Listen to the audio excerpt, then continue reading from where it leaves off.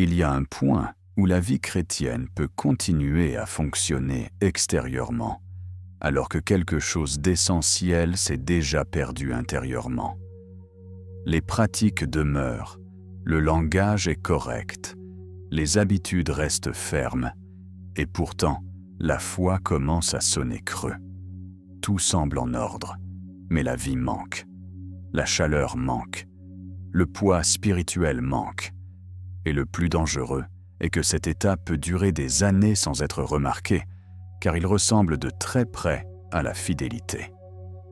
Charles Spurgeon avertissait que rien n'est plus trompeur qu'une religion qui garde la forme, mais qui a perdu le cœur. Selon lui, il est possible de parler correctement de Dieu, de défendre des doctrines vraies, et même de souffrir pour des causes nobles, tout en étant éloigné de l'essence de la foi. La religion, quand elle perd ce qui la rend vivante, ne cesse pas d'être religieuse. Elle cesse simplement d'être spirituelle. Il existe quelque chose sans quoi toute la vie chrétienne se transforme en bruit. Quelque chose dont l'absence n'empêche pas le fonctionnement externe de la foi, mais lui retire sa valeur devant Dieu. Sans cela, la prédication peut être éloquente et vide, le service peut être intense et infructueux, le sacrifice peut être réel et pourtant inutile. Spurgeon disait que beaucoup s'épuisent à servir Dieu parce que, en réalité, ils ne vivent plus devant Dieu. Le problème est que cette absence se manifeste rarement par une rébellion ouverte. Elle s'installe dans le quotidien, protégée par de bonnes intentions et des justifications pieuses. La personne reste active, correcte et respectée, mais elle ne se demande plus si sa foi plaît encore au cœur du Christ. La religion finit par soutenir l'identité, tandis que la communion est laissée de côté. Il y a un texte des Écritures qui expose cette réalité avec une clarté dévastatrice. Il n'a pas été écrit pour des incrédules déclarés, mais pour des personnes profondément impliquées dans la vie religieuse. Il révèle qu'il est possible d'avoir des paroles élevées, des dons impressionnants et des sacrifices extrêmes, et pourtant n'avoir rien aux yeux de Dieu. Il ne s'agit pas d'un manque d'effort, mais d'un manque d'essence. Ce sermon ne commence pas en accusant des péchés visibles, mais en révélant un vide silencieux. Car lorsque ce qui donne vie à la foi est retiré, tout ce qui reste est de la religion. Et la religion, aussi organisée et intense soit-elle, ne remplace jamais la vie spirituelle réelle. Ce qui est en jeu ici n'est pas la quantité de ce que nous faisons, mais ce qui est absent lorsque nous le faisons. Il arrive un moment où l'Écriture ne permet plus de détour. L'apôtre Paul, dans 1 Corinthiens 13, retire toutes les couches d'apparence religieuse et expose le cœur de la vie chrétienne avec des mots simples et implacables. Il affirme qu'il est possible de parler les langues des hommes et des anges, et pourtant de n'être qu'un son vide. Il est possible de posséder une connaissance profonde, une foi admirable et la capacité de réaliser des exploits extraordinaires, et néanmoins de n'être rien. La raison n'est pas l'absence de dons, d'œuvres ou de sacrifices, mais l'absence d'amour. Sans amour, tout perd sa valeur devant Dieu. Cet amour n'est ni un sentimentalisme religieux, ni une affection vague. Il s'agit d'une disposition intérieure qui naît de la rencontre réelle avec Christ et gouverne toutes les autres expressions de la foi. Spurgeon insistait sur le fait que l'amour est la sève invisible qui maintient vivant l'arbre de la vie chrétienne. Quand cette sève se perd, les branches restent un temps, les feuilles semblent encore vertes, mais la vie a déjà commencé à disparaître.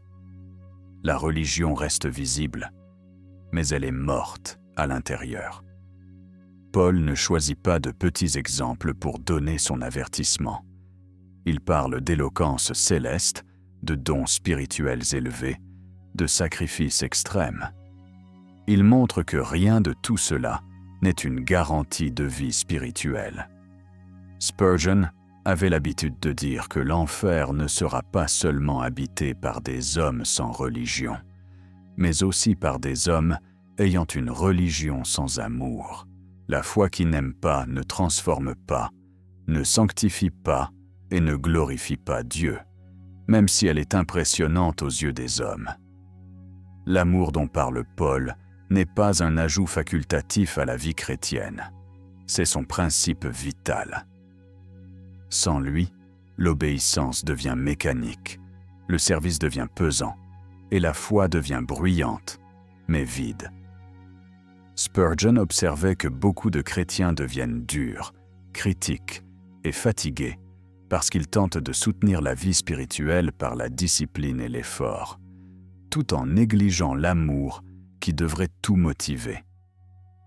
Là où l'amour se perd, la religion prend le contrôle. Cet amour n'est pas produit par l'effort humain, mais par la relation vivante avec Christ.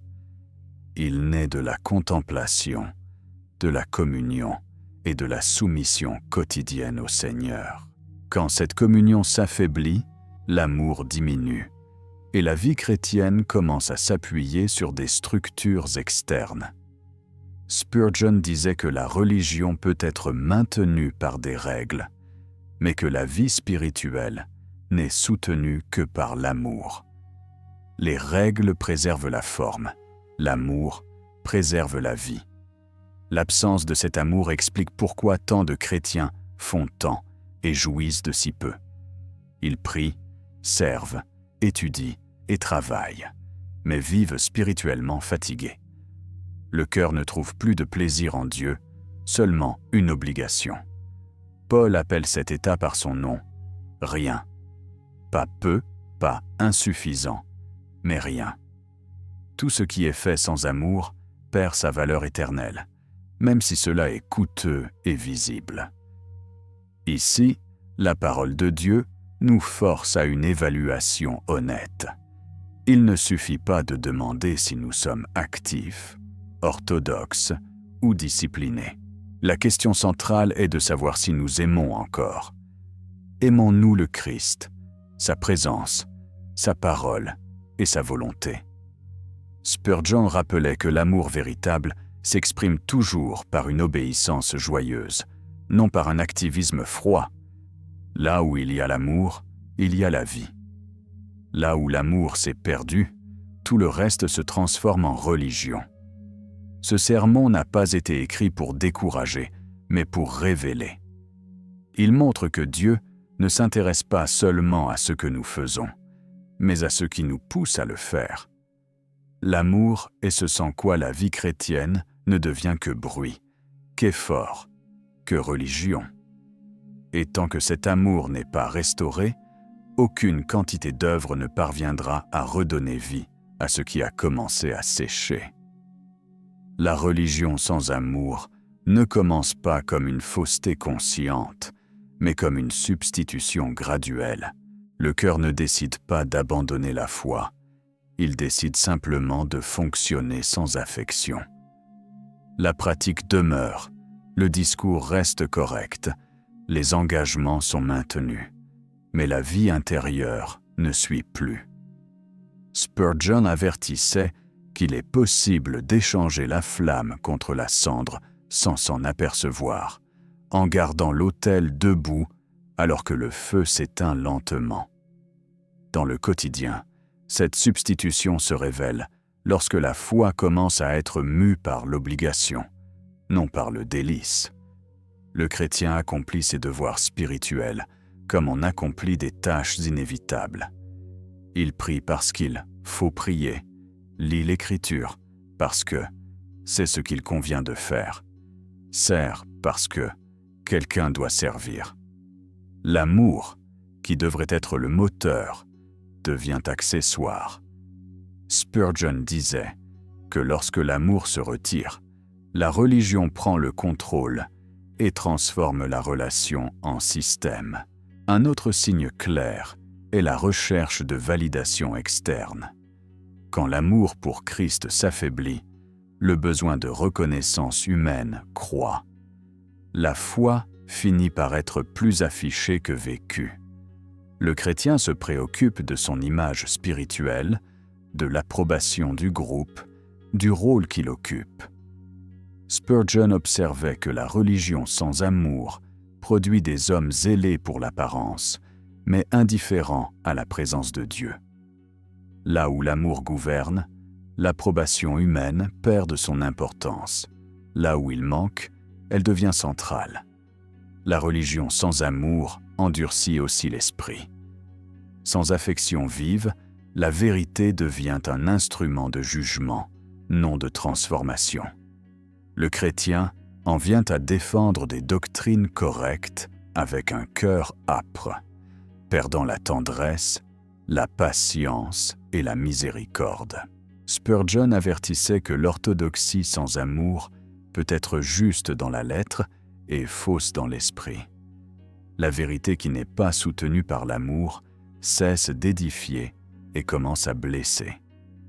Dans le service chrétien, cette substitution produit une fatigue constante. L'œuvre de Dieu, faite sans amour, pèse sur les épaules. Le service cesse d'être une réponse à l'amour reçu et devient une tentative de compenser son absence. Spurgeon disait que beaucoup s'épuisent spirituellement parce qu'ils tentent de soutenir la foi par l'effort humain, alors qu'ils devraient la soutenir par l'affection pour Christ. Là où l'amour manque, même les bonnes œuvres deviennent des fardeaux. La religion sans amour altère également la façon de traiter le péché. Au lieu du brisement, surgit une tolérance envers soi-même et une sévérité envers les autres. Le cœur perd sa sensibilité à ses propres failles et devient critique face aux failles d'autrui. Spurgeon rappelait que l'amour véritable produit l'humilité, tandis que la religion vide produit un orgueil déguisé en zèle. Là où il n'y a pas d'amour, la foi cesse de transformer l'intérieur. Cet état est dangereux, car il peut coexister avec une croissance externe. Les églises grandissent, les activités se multiplient, et pourtant, la vie spirituelle s'appauvrit. Paul, dans 1 Corinthiens 13, montre qu'il est possible d'avancer en dons, en œuvres et en sacrifices, et en même temps de reculer sur l'essentiel.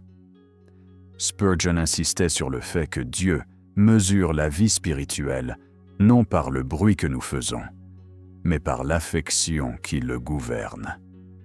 Ce chapitre nous force à reconnaître que religion et vie spirituelle ne sont pas synonymes. La religion peut être apprise, organisée et maintenue.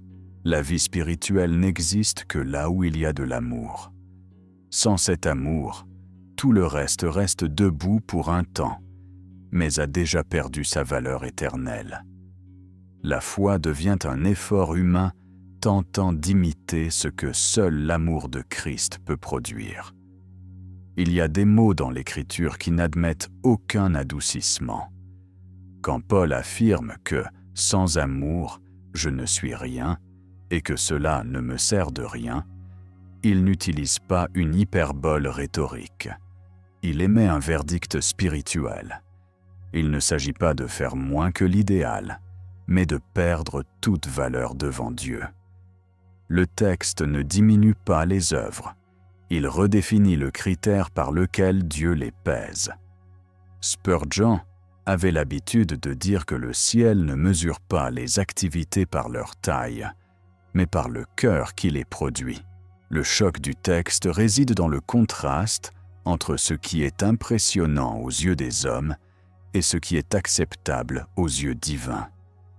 Parler avec éloquence, posséder des dons spirituels, démontrer une foi extraordinaire et même livrer son propre corps semblent être des marques d'une spiritualité élevée. Pourtant, Paul affirme que tout cela peut coexister avec le vide spirituel. Spurgeon avertissait que l'homme peut être admiré par les saints et, pourtant, être réprouvé par Dieu. Quand l'amour ne gouverne pas, la foi devient spectacle, non communion.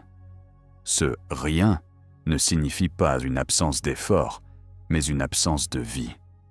La personne reste occupée, engagée et visible, mais elle ne porte plus de poids spirituel. Ses paroles ne produisent pas de fruits durables, ses œuvres n'édifient pas en profondeur, et ses sacrifices ne glorifient pas Dieu comme ils le devraient. Spurgeon observait que le manque d'amour retire l'onction silencieuse qui accompagne ce qui naît de la communion. Sans amour, même ce qui est correct perd son autorité spirituelle. Il y a aussi un effet intérieur dévastateur. Quand Dieu dit « rien », le cœur commence à expérimenter un vide qu'aucune activité ne parvient à combler. Le chrétien tente de compenser avec plus de travail, plus d'études, plus d'implication. Mais le vide persiste. Spurgeon disait que l'âme n'a pas été créée pour être soutenue par des tâches, mais par l'affection. Là où l'amour pour Christ se perd, la fatigue se multiplie, car le cœur travaille sans repos. Le texte de Paul révèle aussi l'illusion du sacrifice sans amour. Livrer ses biens, son temps et même son propre corps peut sembler la preuve ultime de dévotion. Pourtant, sans amour, même le sacrifice devient stérile. Spurgeon rappelait que Dieu ne s'impressionne pas de ce que nous donnons, mais du motif pour lequel nous donnons. Le sacrifice qui ne naît pas de l'amour est au fond une tentative de substituer la performance à la relation.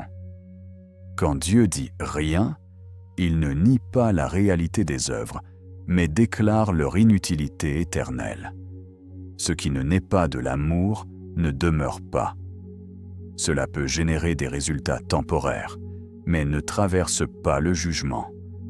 Spurgeon insistait sur le fait que beaucoup d'œuvres seront consumées comme de la paille, non parce qu'elles étaient mauvaises, mais parce qu'elles étaient vides d'affection pour Christ.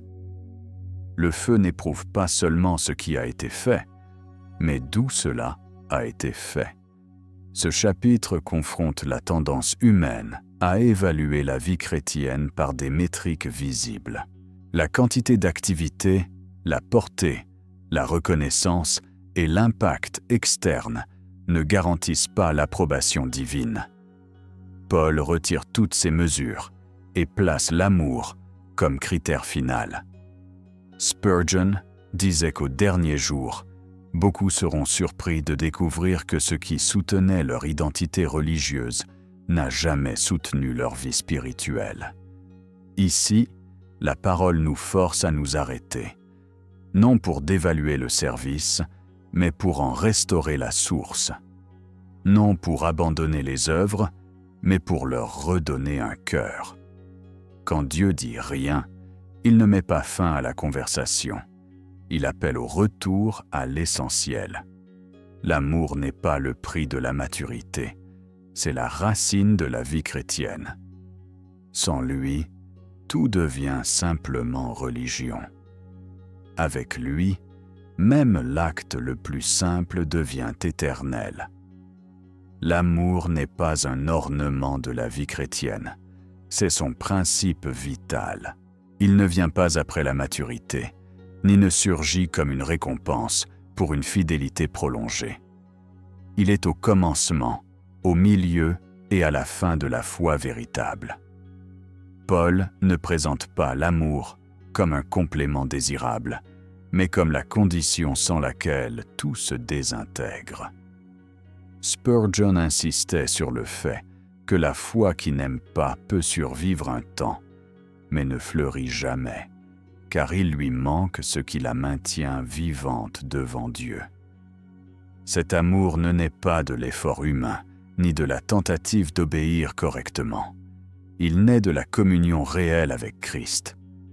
Là où il y a permanence, il y a affection. Là où la présence est négligée, l'amour s'évanouit. La foi vive n'est pas soutenue par des décisions passées, mais par des rencontres présentes. Quand le chrétien cesse de demeurer en Christ, il commence à dépendre de structures externes pour soutenir ce que seule la communion pourrait maintenir. Spurgeon disait que personne ne parvient à aimer celui qu'il rencontre rarement. C'est pourquoi l'amour ne peut être produit artificiellement. Il ne répond ni aux techniques, ni aux pressions morales. Il grandit là où il y a contemplation, soumission et délice dans la présence du Seigneur.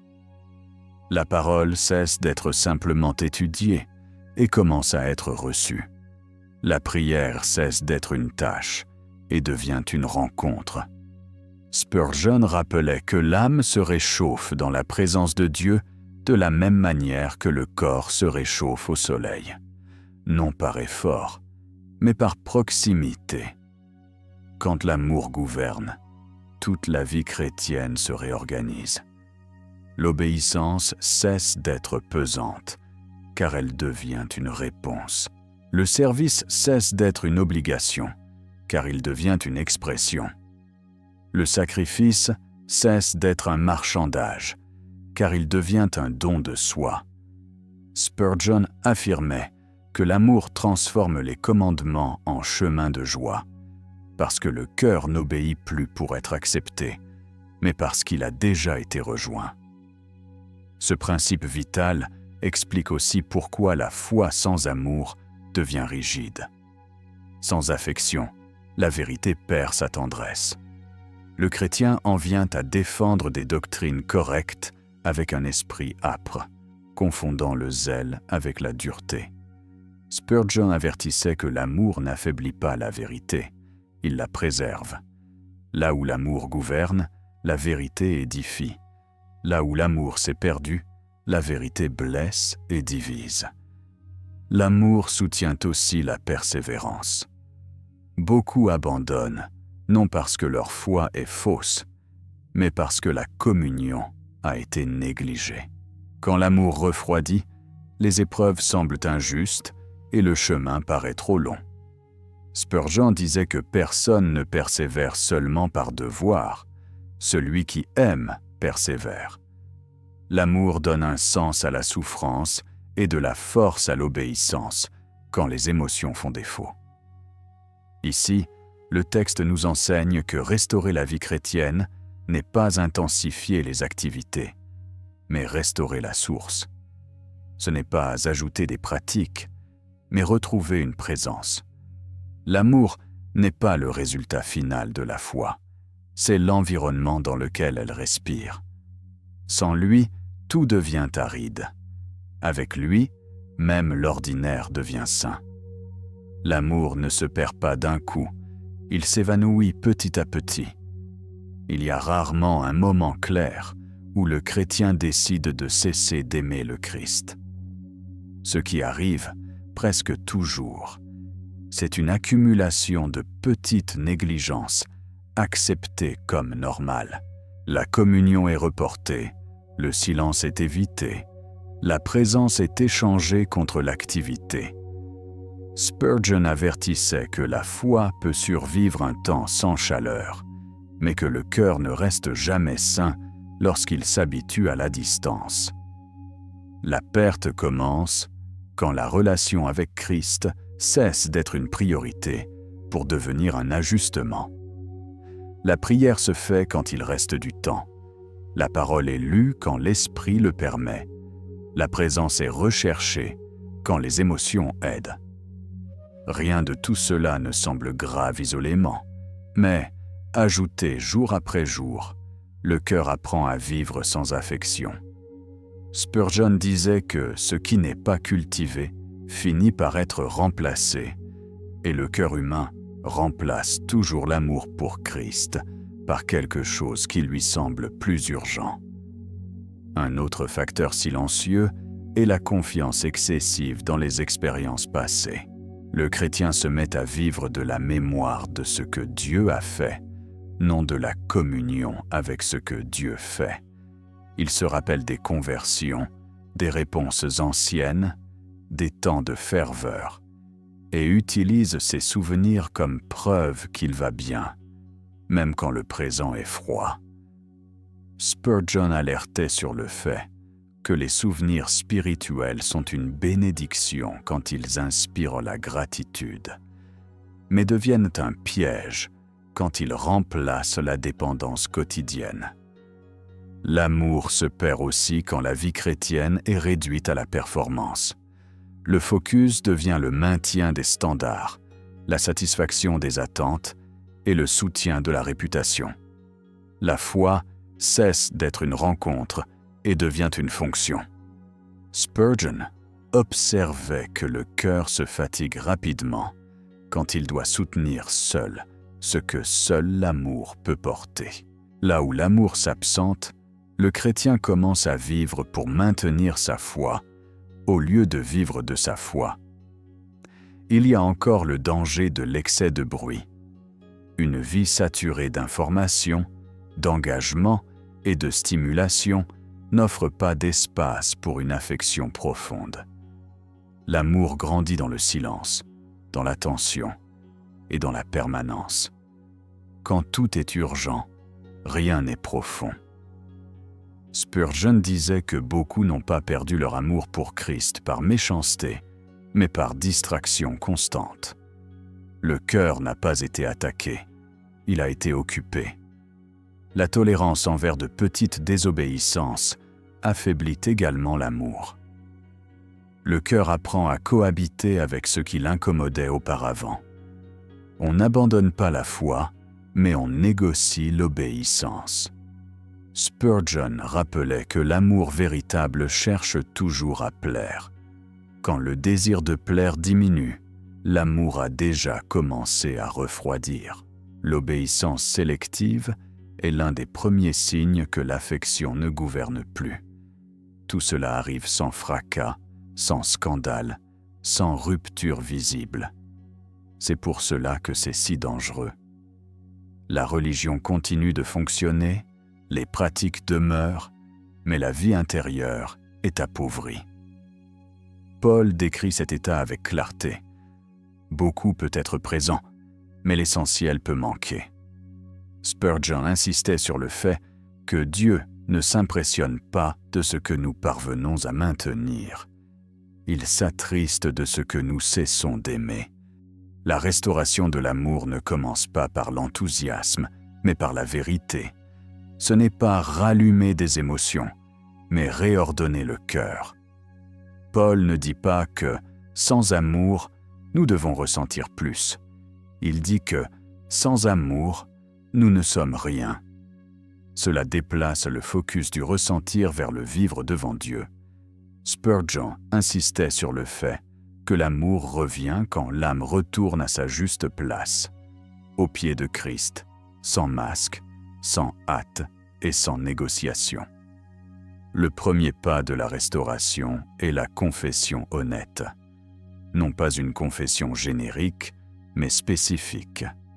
Reconnaître devant Dieu où l'affection a été échangée contre la routine, où la présence a été remplacée par l'activité, où la relation a été réduite à une fonction. Spurgeon disait que Dieu ne rejette jamais un cœur brisé, mais qu'il résiste souvent à un cœur défensif. Tant qu'il y a des justifications, l'amour ne revient pas. Quand il y a confession, la grâce trouve de l'espace. Ensuite, il est nécessaire de reprendre la permanence. L'amour ne se récupère pas à distance. Il grandit dans la proximité répétée et fidèle. Demeurer en Christ n'est pas un événement, c'est une sainte habitude. Cela signifie redonner une priorité réelle à la rencontre avec Dieu, même si elle est simple, même si elle est silencieuse, même si elle est sans grande sensation. Spurgeon rappelait que l'affection véritable se fortifie dans la constance, non dans les pics émotionnels. Le cœur apprend à aimer à nouveau quand il apprend à demeurer à nouveau. Un autre élément essentiel est l'obéissance immédiate. L'amour s'approfondit quand la volonté répond promptement à la parole. Les petites obéissances restaurent une grande sensibilité. Les petites désobéissances tolérées affaiblissent une grande affection. Spurgeon affirmait que l'amour ne grandit pas là où l'obéissance est différée. Le cœur qui désire plaire trouve de la joie à obéir, même quand cela coûte. La restauration exige aussi une simplification spirituelle. Beaucoup tentent de rallumer l'amour en ajoutant des couches, plus de contenu, plus d'activité, plus de méthodes. Paul, cependant, pointe vers l'essentiel. Spurgeon avertissait que l'âme se perd quand elle se surcharge de moyens et oublie la fin. Revenir à l'amour, c'est retirer les distractions, réduire les bruits et protéger le temps de communion. Là où tout est urgent, l'amour ne trouve pas d'espace pour respirer. Il y a encore la nécessité de remplacer la performance par le délice. Tant que la foi sera soutenue par la performance, l'amour restera fragile. Le cœur doit réapprendre à trouver son plaisir en Dieu, et pas seulement son approbation. Spurgeon disait que Dieu ne désire pas des serviteurs épuisés tentant de l'impressionner, mais des fils qu'il aime parce qu'ils ont été rejoints par sa grâce. Le délice n'élimine pas la discipline, il la rend légère. Enfin, la restauration de l'amour requiert une persévérance humble. L'amour ne revient pas en un seul jour, il se reconstruit par des rencontres répétées. Il y aura des jours de sécheresse, mais la fidélité dans ces jours-là est une preuve d'amour réel. Spurgeon rappelait que la grâce qui soutient le début soutient aussi le chemin. Le chrétien qui demeure, même quand il ne ressent rien, est sur le terrain où l'amour grandit de façon profonde et stable.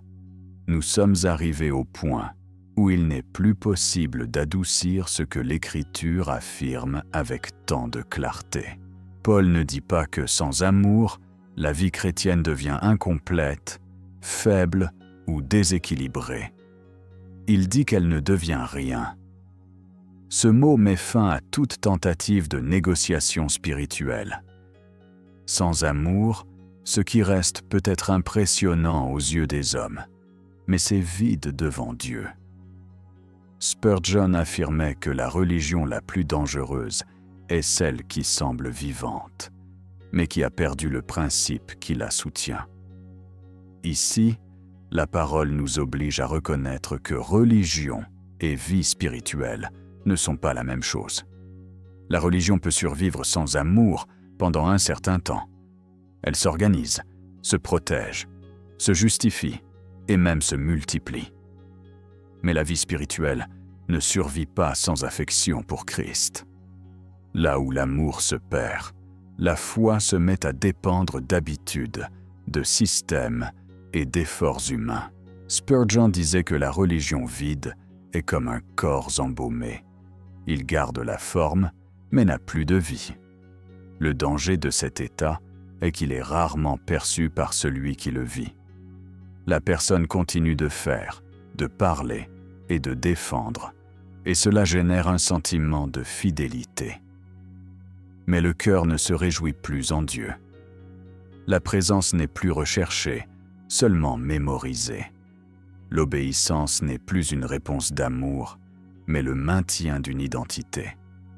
Spurgeon avertissait que beaucoup confondent constance et communion, et finissent par appeler la persévérance extérieure maturité spirituelle. Paul termine son argument en montrant que même le sacrifice extrême peut être inutile sans amour. Cela révèle que Dieu n'est pas impressionné par ce que nous livrons, mais par pourquoi nous le livrons. L'amour est le critère invisible qui donne un poids éternel à tout ce que nous faisons. Sans lui, même les œuvres les plus coûteuses deviennent creuses. Spurgeon rappelait que Dieu ne cherche pas des serviteurs qui s'épuisent à essayer de lui plaire, mais des fils qui lui obéissent parce qu'ils l'aiment. C'est ici que le cœur doit répondre. Pas devant les hommes, ni devant des standards religieux, mais devant le Christ lui-même. La question n'est pas de savoir si nous sommes actifs, engagés ou orthodoxes. La question est de savoir si nous aimons encore. Aimons-nous la présence, la volonté, la parole et la personne de Christ? Car là où cet amour gouverne, la foi est vive. Là où il s'est perdu, tout le reste se transforme en religion. L'amour n'élimine pas la discipline, ni n'affaiblit la vérité. Au contraire, il soutient les deux. Il préserve l'obéissance de la rigidité et la vérité de la dureté. Spurgeon disait que l'amour est le feu qui maintient la lampe allumée. Sans lui, la lampe peut rester en place un temps, mais la lumière s'éteint inévitablement. Ce chapitre final n'appelle pas au désespoir, mais au retour. Le fait que l'Écriture expose cette vérité est un signe de miséricorde. Sans amour, la vie chrétienne ne devient que religion. Avec amour, même l'acte le plus simple devient éternel. Que personne ne sorte d'ici simplement convaincu intellectuellement. Que le Saint-Esprit conduise le cœur vers la bonne réponse. Car ce qui soutient la foi n'est pas ce que nous faisons pour Dieu, mais l'amour qui naît du fait de vivre devant lui tous les jours. Appel à l'action, retour, fidélité et engagement. Si ce message a révélé quelque chose en vous, ne le traitez pas comme une accusation. Traitez-le comme une miséricorde. La parole n'a pas exposé l'absence d'amour pour condamner, mais pour appeler au retour. La religion peut continuer sans amour, mais Christ non. Là où l'amour se perd, la foi devient un effort vide. Là où l'amour revient, la vie spirituelle est restaurée. C'est le moment de répondre devant Dieu. Non pas avec de grandes promesses, mais avec un retour sincère du cœur. Confessez au Seigneur ce qui a remplacé la communion. Abandonnez la foi vécue en mode automatique. Demandez la grâce d'aimer à nouveau le Christ au-dessus des activités, des rôles et des apparences. Comme le rappelait Charles Spurgeon, Dieu ne cherche pas des serviteurs impressionnants, mais des cœurs rendus. Si ce message vous a parlé, abonnez-vous à la chaîne École du Prince. Cette chaîne existe pour ceux qui ne veulent pas seulement du contenu chrétien, mais une vie chrétienne vive, enracinée dans la parole, dans la révérence et dans l'amour pour Christ. Dans les commentaires, écrivez consciemment « Je veux vivre la foi avec amour, pas seulement avec religion ». Ne l'écrivez pas pour les hommes. Écrivez-le comme une confession devant Dieu. Regardez aussi les autres vidéos de la chaîne. Chaque message a été préparé pour conduire le cœur vers la maturité spirituelle et la communion réelle avec Christ. Ne consommez pas avec hâte. Écoutez, méditez, priez et permettez à la parole de réorganiser ce qui doit être restauré. Que l'amour revienne gouverner.